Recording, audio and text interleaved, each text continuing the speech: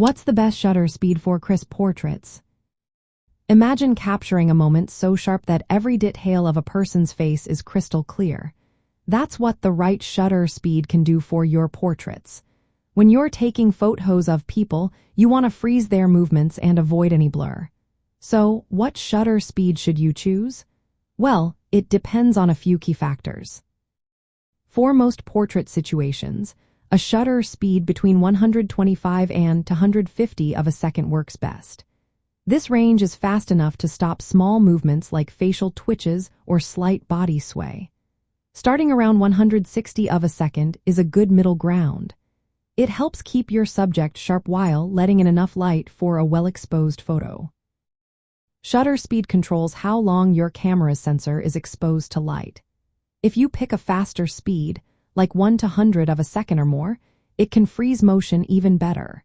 This is especially helpful if your subject is moving or if you're shooting outdoors in windy conditions. When you're holding the camera in your hand, using at least 1 to 100 of a second is wise. It helps prevent camera shake from making your photo blurry. If you're using a long lens, like 200 millimeters or more, you should aim for an even faster shutter speed. For example, if you're zoomed in with a 200 millimeter lens, setting your shutter speed to at least 1 to 100 of a second keeps your image sharp. Using a tripod can allow you to go slower, maybe 1/60th or even 1/15th of a second, but only if your camera and subject stay perfectly still. In shutter priority mode, you choose the shutter speed, and the camera adjusts the aperture and ISO for you. Picking a shutter speed in the 125 to 250 of a second range helps the camera balance exposure and sharpness automatically. This mode is perfect if you want to focus on freezing motion without fussing over every setting.